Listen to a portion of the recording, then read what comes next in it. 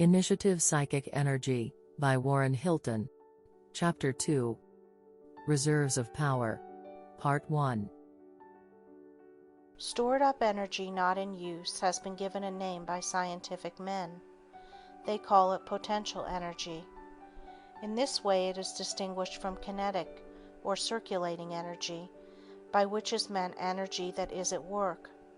For example, a ton of coal in the bin contains a certain amount of potential energy, which is capable of being converted into kinetic energy by combustion. You have a vast amount of potential energy over and above what you actually use. You have formed the habit of giving up trying a thing as soon as you have spent the usual amount of effort on it, and this without regard to whether or not you have accomplished anything. While we all have the power of sustained mental activity, not 1 in 10,000 of us holds to the top pace. Worse still, even such mental energy as we do consume is dispersed and scattered over a multitude of trivial interests instead of being focused upon some one pursuing aim.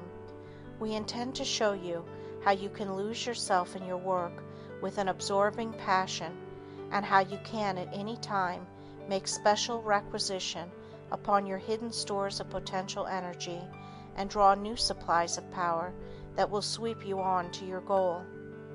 More than anything else, it is the ability to do this that lifts the great men of the race above the common run of mortals. It is this that distinguishes genius from mediocrity. The master man transforms his vast stores of reserve or potential energy into circulating or kinetic energy. His work glows with living fire. Yet for every such man there are a multitude of others, equally gifted in some respect, but wanting that mysterious open sesame which would discover their hidden mental riches, arouse them from their accustomed inferiority to their best selves, and transform potentiality into accomplishment. So it comes about that most of us are gems that shine but to illuminate the dark unfathomed caves of ocean, flowers born to blush unseen. Take an illustration of the way in which this reserve or potential energy is transformed into circulating or kinetic energy. Suppose that you are a countryman and come to live in a large city. The speed with which we do things, our habits of quick decision, the whirlwind of activities of the busy man in town appall you. You cannot see how we live through it. A day in the business district fills you with terror. The tumult and danger make it seem like a permanent earthquake.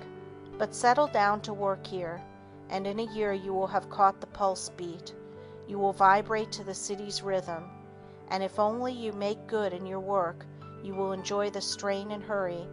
You will keep pace with the best of us, and you will get more out of yourself in a day in the city than you ever did in a week on the farm. This change in degree of mental activity does not necessarily mean that you are making more of a success of life. Your activities may be ill-directed, your newfound powers may be misspent and dissipated. But you are mentally more alert, your mental forces have been stimulated by the stirring environment. And mark this particularly. A number of mental pictures will pass across the screen of your consciousness today in the same time that one mental image formerly required. Now you have learned that with every idea catalogued in memory, there is wrapped up and stowed away an associated feeling tone and an associated impulse to some particular muscular action. Assuming this, you must at once see that here is an explanation of your newfound energy. Your quickened step, your newfound decisiveness of action, your more observant eye, your clear-cut speech instead of the former drawling utterance, your livelier manner, your freshened enthusiasm and enjoyment of life, all of these are but manifestations of a quickened intelligence. They are the working out through the motor paths of mental impulses to muscular action. And these impulses to muscular action come thronging into consciousness because the livelier environment brings about a more rapid reproduction of memory pictures. And here comes a particularly striking fact. One would naturally suppose that the more energy a man consumed and the faster he lived, the more quickly his vitality would be exhausted and the shorter his life would be. As a matter of fact, by the divine beneficence of Providence, your organism is so ordered as to adapt itself within certain wide limits to the demands made upon it. You may call into play all the stored up resources of your being and still not stake everything upon a single throw, for the supply of mental energy is as inexhaustible as the reservoir of all past experience, while the supply of physical energy involved in brain and nerve activity is, like the immortal liver of Prometheus, renewed as fast as depleted. Two sets of facts that have been established by elaborate scientific experiment will convince you of the truth of these propositions. Professor Patrick of the State University of Iowa conducted some of these experiments. He caused 3 young men to remain awake for 4 successive days and nights.